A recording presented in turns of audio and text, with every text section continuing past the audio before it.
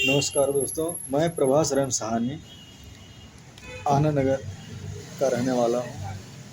एक भारत का नागरिक होने के नाते हमारा कर्तव्य होता है कि सामाजिक उथल-पुथल पर ध्यान रखें और उसको अपनी प्रतिक्रिया दें। जब भी इलेक्शन आते हैं तो चाहे उत्तर प्रदेश राज्य हो या अदर राज्य, इस समय बिहार प्रदेश का चुनाव प्रचार चल रहा है। और जब भी ये चुनाव प्रचार आते हैं तो ईवीएम खराबी का मुद्दा गरमा जाता है। मैं ये पूछता हूँ विपक्षी पार्टियों से कि अरे भाई, आप मुद्दा लेकर आइए, अब मुद्दा से ही तो लुभाएंगे जनता को। आप मुद्दा लेकर आते नहीं, ईवीएम खराब है, सरकार खतरे में है, संविधान खतरे में है, तरह तरह की नौटंकी करते हैं। इस नौटंकी से बाज क्यों नहीं आते? आप जनता के लिए मुद्दे लेकर आइए, आप जनता के लिए क्या करना चाहते हैं। ईवीएम खराब है, ठीक है, सरकार मानती है कि ईवीएम नहीं खराब है, चुनाव आयोग ने आप ये सिद्ध कर दिया कि ईवीएम नहीं खराब, लेकिन एक मानवीय विचारधारा यह भी है कि हर चीज़ में कोई ना कोई खराबी होती ही है। इलेक्ट्रॉनिक सामानों की हैकिंग बहुत आसान होती है, इसलिए इस संभावना से इनकार नहीं किया जा सकता है। लेकिन जिस तरह से विपक्षी पार्टियों का कुकर्म रहा है, जैसे 26/11 का हमला, जिस प्रकार से हमारे नागरिक ताज व ओबराय होटल में मारे गए और हमारे अधिकारी मारे गए, और सरकार की चुप्पी एक कायरता को दर्शाती है। उस कायरता को हम कैसे भूलें? हमसे भूले भी भुलाया नहीं जाता। और हमारी राज्य सरकार की पार्टी जो बड़े बड़े दावे ठोकती है, बड़ी विपक्ष की पार्टी बनी बैठी है, उसको मैं बता दूं कि आज से जब अखिलेश जी की सरकार या मुलायम जी की सरकार हुआ करती थी तो इटवा और सैफई में भर्ती निकले थे, जहां पर लोग यहाँ से गए थे भर्ती होने के लिए लड़के।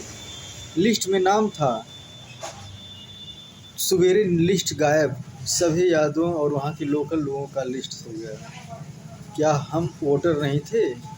क्या तुम्हें शर्म नहीं आती? आखिर हम ही तो तुम्हारे वोटर थे। क्या सिर्फ यादव या कुछ चंद लोगों के वोट देने से आप लोगों की सरकार बन जाएगी? अगर हम सारे नागरिक तो आपका समर्थन करते हैं, तो फिर हमें ऐसी सरकार की ज़रूरत क्या है? हम ऐसी सरकार को बनाकर करें भी तो क्या करें? इससे बढ़िया कि हमारी ईवीएम हैक वाली ही सरकार अच्छी है, कम से कम देश और जनता की काम करती है ना। बॉर्डर को मजबूत तो कर रही है, सेना को आज़ादी तो दे रखी है कि सेना खुल करके अपने दुश्मनों का जवाब दे सके। और ये मुंह बंद कर तो बैठी सरकार नहीं ना है। अभी याद है मुझे मनमोहन जी की सरकार, उन्होंने 10 साल का अपना कार्यकाल किया।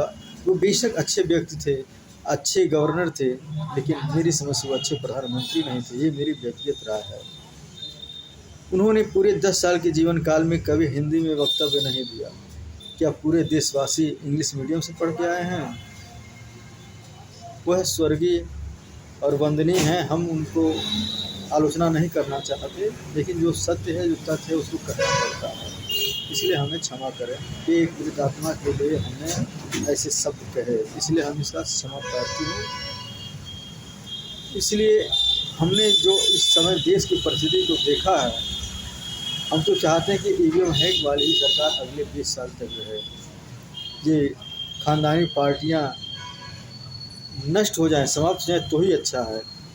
मैं पूछता हूँ इन पार्टियों से, विपक्षी पार्टियों से, कि क्या इनके पार्टी में और लोग नहीं हैं मुख्यमंत्री बनने के लिए? और लोग प्रतिभागी नहीं हैं? क्या यही लोग अपना खूंटा जमा कर बैठे रहेंगे सालों साल तक? इनकी अपनी खानदानी पार्टी है तभी तो ऐसा करते हैं। क्या काबिल लोग इनकी पार्टी में नहीं होते?